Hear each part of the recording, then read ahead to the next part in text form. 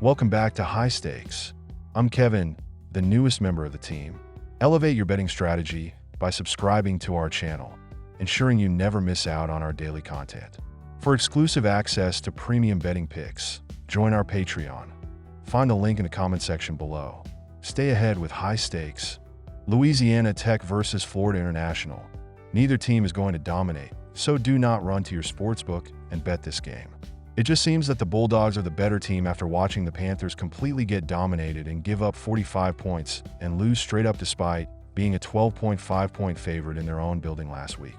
All in all, go with the Louisiana Tech Bulldogs laying 3 points on the road. My team pick is Louisiana Tech Bulldogs minus 3 points. These teams are not good at taking the football away and forcing turnovers either, as the Bulldogs, -8, and the Panthers, -1.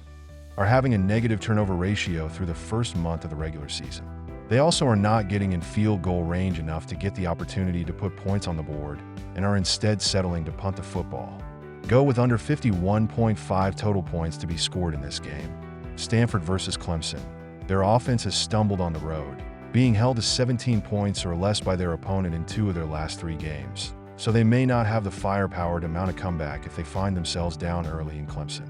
The Tigers have exploded for over 50 points in both games at Memorial Stadium this season, including a 59-35 takedown of the NC State Wolfpack last week. The stats and trends strongly support a comfortable Clemson victory at home on Saturday. My team pick is Tigers minus 21.5 points. The Stanford and Clemson defense has given up 34 points to opponents this season, and both have middle-of-the-pack defensive rankings. Most signs point to a higher scoring affair in Clemson on Friday. My total pick is over 57.5 points. Iowa State versus Houston. Houston's dual quarterback system will also not work against a well-drilled Iowa State defense that is allowing just 9.7 points per game. Iowa State should control the clock and walk away with a big win over Houston, who hasn't looked good all year long. My team pick is Iowa State Cyclones minus 14 points. Houston's offense is one of the worst in the country, and Iowa State should have an easy time defending. The Cougars' secondary has been a bright spot for them. I expect Houston's defense to come up with a few stops, making this a low-scoring game. Take the under 43 points. Tulsa versus North Texas. The Golden Hurricane will have a balanced attack and move the ball and put up a decent total. However, the North Texas pass game will be too much for them to handle, and at home, the Mean Green will win and cover. My team pick is North Texas minus 6.5 points. Tulsa will also have a big scoring game, as they have a solid and balanced offense, and will be facing a Mean Green defense that only ranks 121st in the nation in opponents' points per game.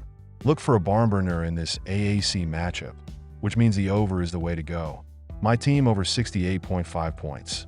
Ohio State versus Michigan State. The Buckeyes would have covered this 23-point spread in each of their last 7 victories over the Spartans. No reason to see that trend stop here. Lay the road chalk with OSU. My team pick is OSU minus 23 points. OSU will key in on this with their top-rated D and make it a long day for the Spartans. The Buckeyes will score, no doubt, but it won't be enough to surpass the 48.5. Just another Big Ten game that goes under. My total pick is under 48.5 points. Georgia versus Alabama. There is certainly no love lost here, and this should be a very entertaining matchup. The Alabama quarterback played mistake-free against the Bulldogs last season, throwing for 2 TDs in the win. Beck threw for 243 yards against the Tide, but could not find the end zone. As much as the spotlight will be on the QB matchup, this one will come down to defense, and Alabama's passing defense this season is insanely good, which negates a big portion of what the Bulldogs will want to do. Take the Crimson Tide to cover.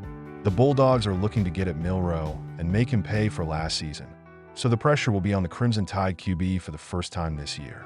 This game will start slow as the feeling out process plays out. The last 2 meetings hit the under 48.5 points. Middle Tennessee State versus Memphis. Over the last 3 weeks, Middle Tennessee has accounted for just 41 total points while allowing 146.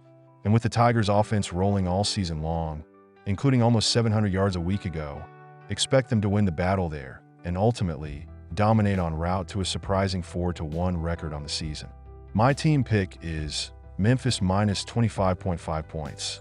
For the Blue Raiders, the over comes in at 5-4-1 in their last 10 overall games, allowing 25 or more points in 8 of those 10. And for the Tigers, the over sits at 7-3 in that same span, with the offense scoring 30 or more in all but one of those outings.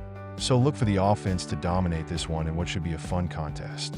My total pick is over 61.5 points. South Alabama versus LSU. LSU should easily win this game, as they are easily the superior team. But the Tigers are lucky to be 3-1 right now, and have not looked nearly as impressive as their number 14 ranking indicates.